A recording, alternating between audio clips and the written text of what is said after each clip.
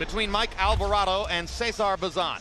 Alvarado is a rising prospect on the 140-pound weight class, hoping to take a big step toward making his mark. He's got a 6-year age advantage.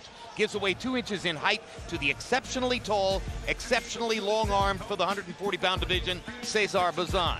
Bazan with a 2-inch arm length advantage, measured from the armpit to the end of the fist. They both weighed in within a pound or two of the 140-pound limit, and both have rehydrated unofficially up to 150 pounds. Rules of the bout with our unofficial ringside scorer, Harold Letterman. The Mike Alvarado Cesar Bazan fight is scheduled for 10 rounds. These are the unified rules that you see on your screen.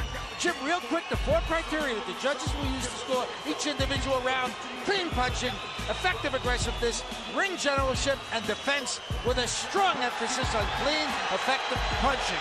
Jim! The crowd is cheering Mike Alvarado, who just got into the ring. Let's go to Michael Buffer for the official introduction.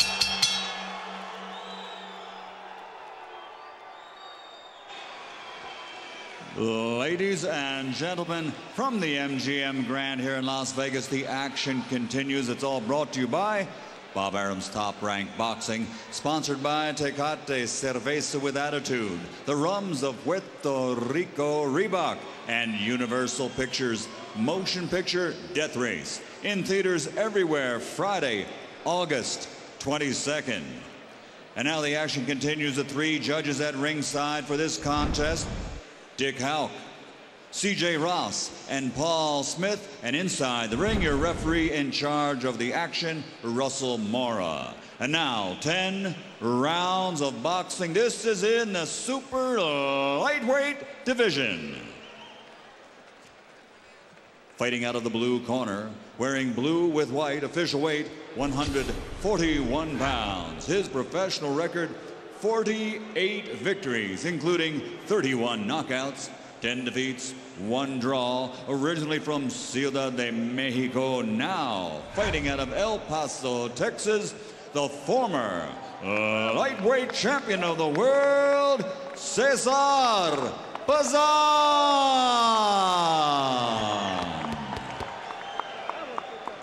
And across the ring, fighting out of the red corner, wearing black with silver, official weight 142 pounds. A perfect professional record consisting of 21 bouts, 21 victories, including 14 knockouts. From Thornton, Colorado, the undefeated Mike Alvarado.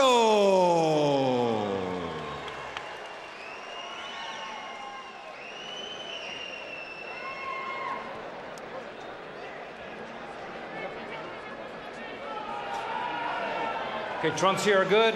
Trunks here are good. Gentlemen, we went over the rules in the dressing room. I want to remind you, I want a clean fight. Protect yourself at all times. Obey my commands at all times. Acuérdense, quiero una pelea limpia. Dios los bendiga. Toquen guantes. Touch up. Alvarado's a prospect at junior welterweight, though he's really more of a welterweight. A deep yet wide open division without a dominant champion in light of Ricky Hatton's recent performances. Bazan is really shop worn. Let's see what we have here in Alvarado. Bazan, in his lengthy career, has been in the ring with fighters like Stevie Johnston, Jose Luis Castillo, and most noteworthily, Miguel Cotto, who tattooed him for 377 landed punches over the course of 10 rounds. But that kind of experience makes him a useful gatekeeper for a fighter like Alvarado. And he still has a fair amount of his skills left, too. He's not a really completely shot-worn fighter. But even Bazan acknowledged to us in his fighter meeting yesterday that he would have to be careful of not getting discouraged in the early rounds, that he's going to have to show himself something in the first 3 or 4 rounds to get the kind of commitment and resolution necessary to keep going against a guy he knows is a strong opponent. Very strong and aggressive young fighter, and he's coming out shooting his big weapons off the bat. And this is the danger of always with a veteran fighter, the first round or 2. You know, because of Alvarado's background as a high school wrestler who took up boxing at age 18, Emmanuel, it's inevitable that I'm going to have to seek a comparison with the fighter you trained, Kermit Cintron, whose background is very much the same. I mean, question 1 would be, as we go along, does he look like he has the kind of ring comfort that Cintron has been able to develop? I think so. Cintron was a really gifted all-around athlete in high school, too. His biggest problem was just that old under guy named Antonio Margarito. Bazan lands an uppercut, which is a good forceful answer for some of the early bombs Alvarado's been landing. That was the second one Bazan's landed. Alvarado took it well. In a war in round one.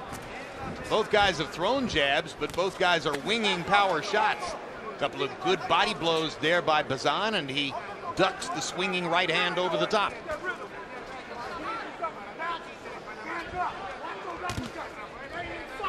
Bazan is so relaxed, and you see he's watching for the right hand of Alvarado all the time. He's ready to roll his right. He sees that Alvarado's biggest punch is his right hand, and he's watching so he can roll it because he got hit with it earlier. Bazan, originally from Mexico City, now lives in El Paso and says that he's committed to staying in El Paso and ultimately pursuing a life here in the United States. He wants to start a business with the money that he can earn from this fight, and if he wins, it'll become a better business. And Bazan has encouraged himself to believe that he can fight with Alvarado. He's fighting a very, very explosive, dangerous fight. Bazan was giving him the business, Jim. Yep. The first minute, it was Alvarado who was landing and seemingly gaining confidence himself, but Bazan has retaliated effectively through the remaining 2 minutes of round one. Now Alvarado gets his left uppercut in. It seems to be the right hand of Alvarado seems to be the most dangerous punch that Bazan has to look out for. Both guys have thrown a wide variety of punches in round one.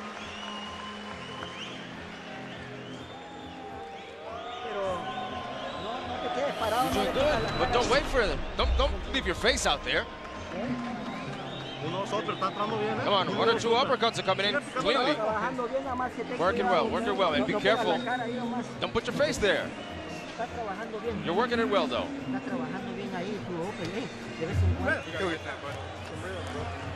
Go around a couple times, man. Remember that jab, bro?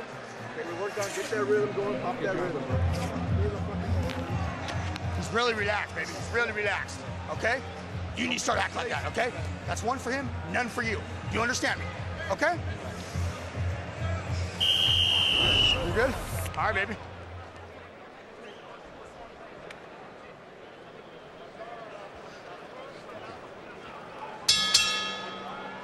CompuBox numbers in an explosive round one. Alvarado 25 out of 56, Bazan 23 out of 59. Both of them landed 13 power shots. Harold Letterman gave the close round to Bazan. Probably for those effective uppercuts and right hands in the middle of the round. Bazan is so relaxed. I mean, his body rhythm seems to be just about like his body is. Totally relaxed, loose, and placing his punches very well, and primarily watching out for the right hand from Alvarado. Yeah, if it's a bodybuilding contest, Alvarado wins it hands down. But Bazan, like Kelly Pavlik, gives you a demonstration that sometimes the longer, looser muscles produce the quicker response.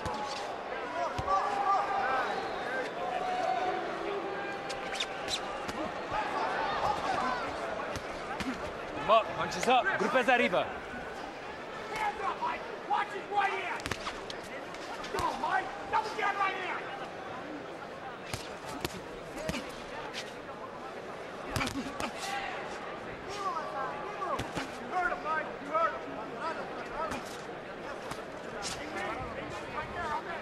Alvarado just a little quicker on the draw for the last 20 seconds or so. But Bazan is fighting a very good fight, very relaxed, placing his punches very well, and for the most part, giving about as much as he's taking.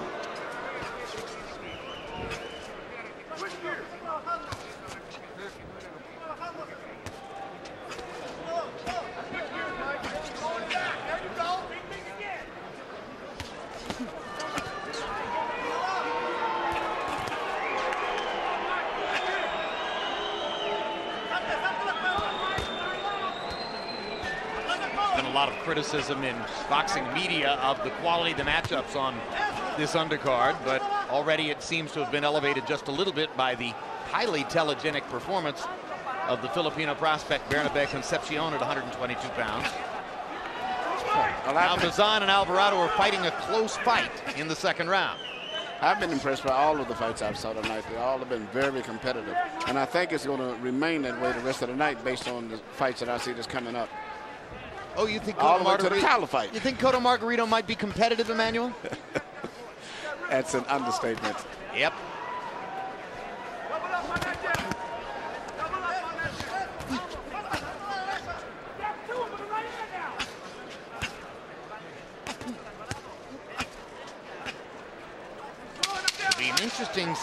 It'll be interesting to see if this fight goes into the late rounds, whether the tighter, tenser Alvarado can maintain his stamina against Bazan, who is so much more relaxed.